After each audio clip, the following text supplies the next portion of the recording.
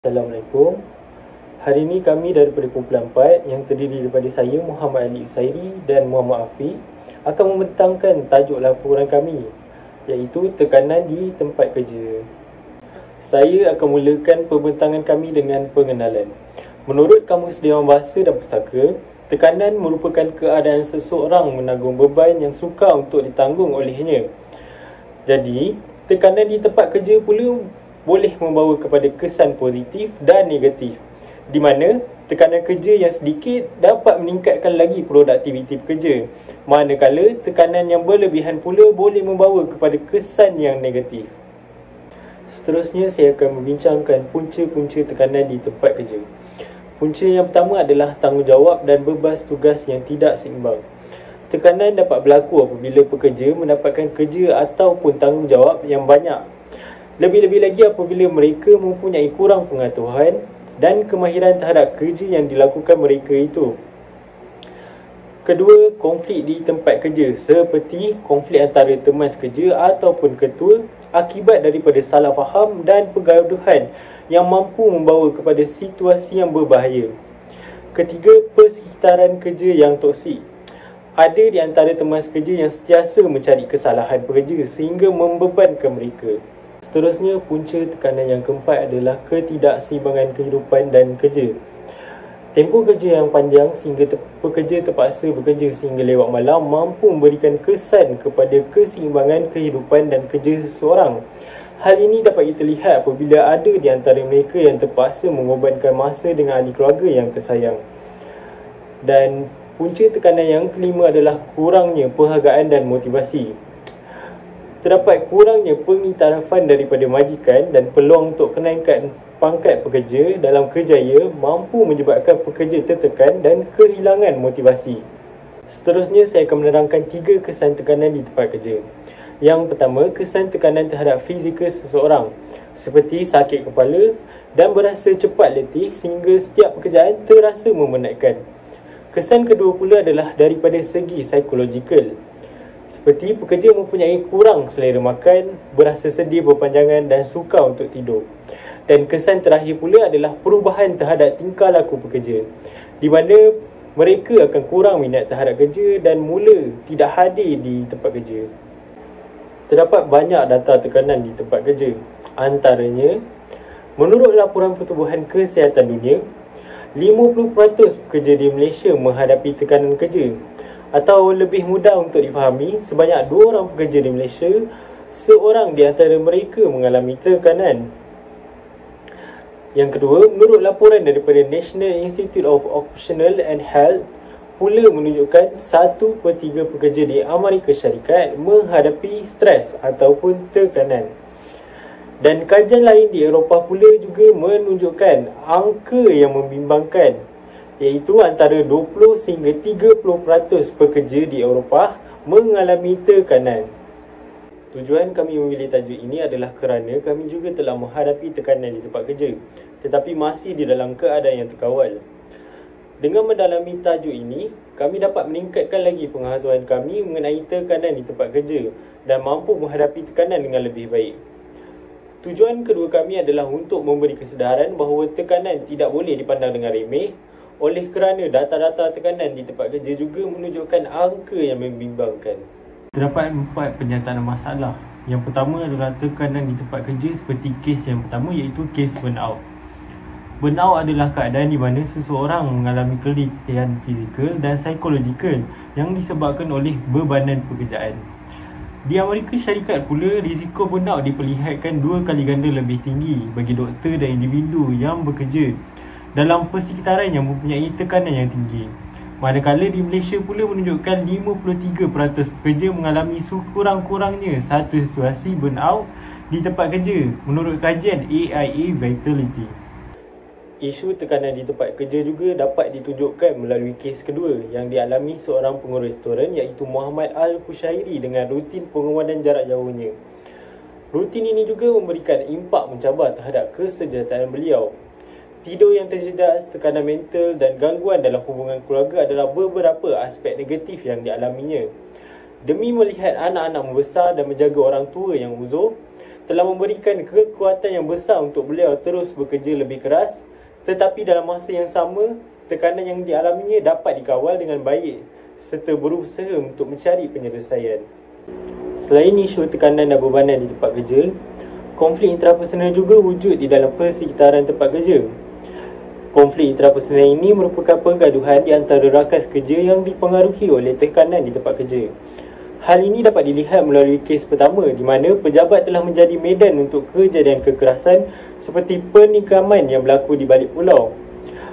Pergaduhan yang bermula disebabkan rasa tidak puas hati ini menunjukkan tekanan dan ketegangan boleh memberikan kesan kepada emosi dan mental pekerja. Kes kedua juga telah menunjukkan konflik rakan sekerja yang dicetuskan oleh masalah kewangan di tempat kerja. Masalah ini sering menjadi sumber tekanan dan memberikan bebanan kepada pekerja yang mempunyai tekanan lain di dalam kehidupan mereka. Kejadian kes yang berlaku di Taman Rasidah Ipoh ini telah mengejutkan masyarakat setempat apabila mangsa Liu Sulin terbunuh disebabkan tikaman senjata dan kesan daripada pergaduhan di antara rakan sekerja. Hal ini telah menjadi tanda tanya di manakah sistem keselamatan tempat kerja yang sepatutnya menjadi tempat yang aman kepada pekerja. Kejadian buli di tempat kerja juga tidak boleh dipandang remeh oleh semua pihak. Hal ini kerana ia adalah salah satu punca tekanan yang hebat berlaku di kalangan pekerja. Buli di tempat kerja boleh berlaku di dalam pelbagai bentuk seperti pencurian hasil kerja, sabotaj, penghinaan dan pengasingan di antara rakan sepejabat. Ketua Pengarah Kesihatan Tan Sri Dr. Noh Hisham Abdullah telah menegaskan bahawa isu buli bukan hanya berlaku di sekolah tetapi kepada orang dewasa dan pekerja profesional. Kata beliau juga, buli yang bukan secara fizikal seperti pertuturan juga boleh mendatangkan kecederaan kepada emosi seseorang. Malaysia juga telah berada di tangga ke-6 tertinggi di dunia dan kedua di Asia di dalam masalah buli ini. Akhir sekali, budaya kerja yang toksik juga dapat memberikan kesan tekanan emosional kepada pekerja dan melemahkan prestasi kerja mereka. Salah satu contoh yang dapat kita ambil adalah cerita seorang pekerja yang memutuskan untuk berhenti kerja di Pulau Pinang oleh kerana politik di tempat kerjanya terlalu tegang. Keputusan untuk berhenti ini walaupun drastik tetapi menunjukkan beliau mempunyai kesedaran terhadap kesejahteraan di tempat kerja. Budaya lapuk seperti sentimen berat sebelah, cemburu dan menjaga tepi kain orang lain perlu diubah dan pucuk kepimpinan sepatutnya memainkan peranan penting dalam memastikan suasana progresif dan sihat di tempat kerja. Tekanan di tempat kerja juga tidak hanya berakhir di tempat kerja itu sendiri. Ia dapat memberikan kesan terhadap kehidupan keluarga pekerja seperti mewujudkan masalah penceraian, penderaan dan kes buli di kalangan kanak-kanak. Seterusnya saya akan serahkan kepada rakan saya Muhammad Afiq untuk meneruskan perbincangan kami. Terima kasih adik. Saya Muhammad Afiq akan membentangkan bahagian seterusnya iaitu analisis kes di mana bermula dengan hubungan sesama insan.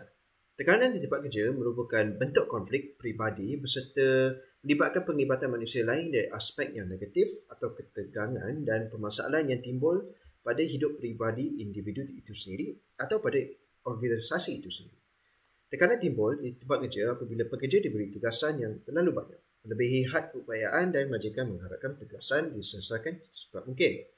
Tekanan di tempat kerja tersebut mungkin dibawa oleh pekerja tersebut dan tekanan itu dilepaskan ke isi rumah mereka secara negatif seperti mana penderaan ahli keluarga mereka sendiri ataupun kepada tahap yang melampau iaitu sehingga mereka mengambil keputusan untuk mengambil nyawa sendiri.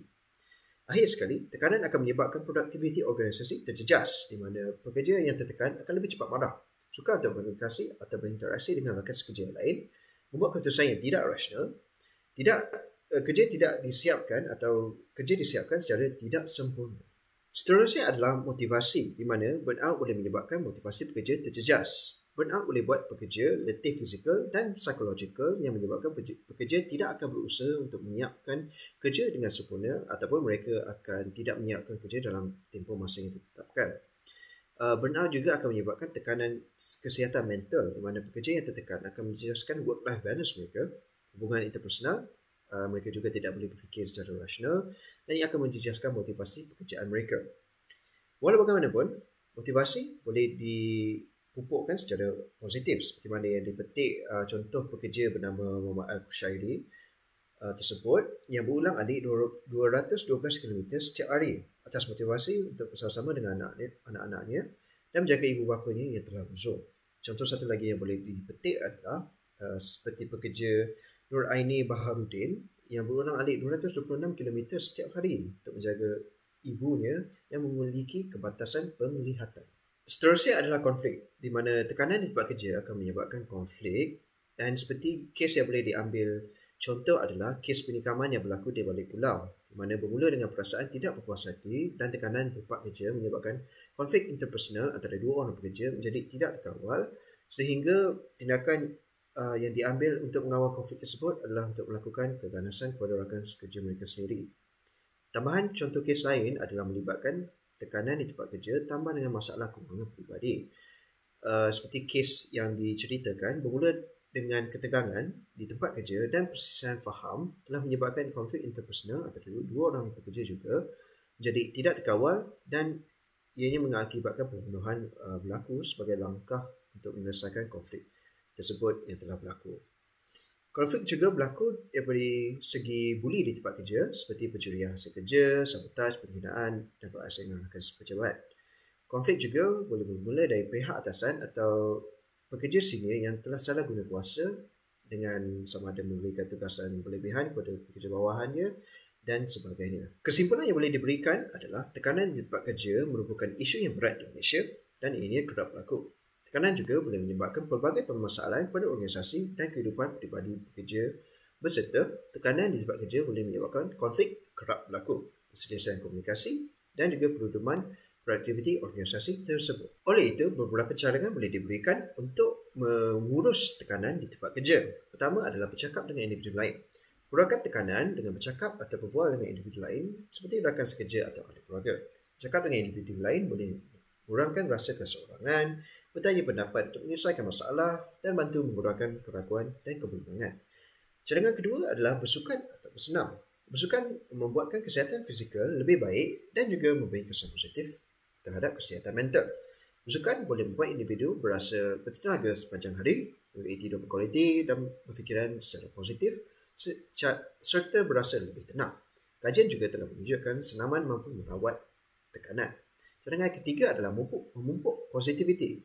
Positiviti seperti senyum kepada semua rakan-rakan, menyapa petugas keselamatan dengan ucapan selamat pagi, mampu mewujudkan mood positif dalam diri dan masyarakat sekeliling secara am.